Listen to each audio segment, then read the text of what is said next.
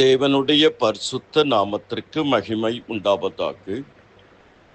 கர்த்தருக்குள் அருமையானவர்களே, இந்த வாய்ஸ் பிரேயர் சாட் மூலியமாக உங்களை சந்திப்பதில் மிக்க மகிழ்ச்சி அடைகிறேன்.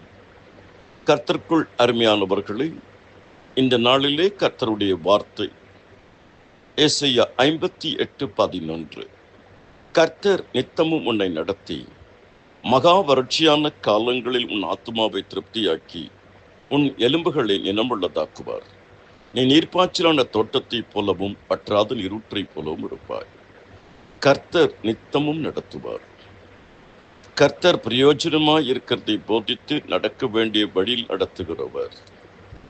கர்த்தர் மெதுவாய் நடத்துவார். கர்த்தர் அறியாத பாதையில் நடத்துவார். நீதியின் பாதையில் நடத்துவார். சத்தியத்தில் நடத்துவார். மரண பரியந்தமும் நடத்துவார். இந்த தேவன் என்றென்றைக்கும் உள்ள சதாக்காலில் நம்முடைய தேவன் மரண பரியந்தமும் நடத்துவார். நான் உனக்கு போதித்து நீ நடக்க வேண்டிய வழியை உனக்கு நான் காட்டுவேன். உன்மேல் என் கண்ணை வைத்து உனக்கு ஆலோசனை சொல்லுவேன். பிதாவாகிய தேவன் நடத்துகிற ஒரு தேவன். கர்த்தராகிய இயேசு கிறிஸ்து நடத்துகிற தேவன். ஆவியானவர் நடத்துகிறவர்.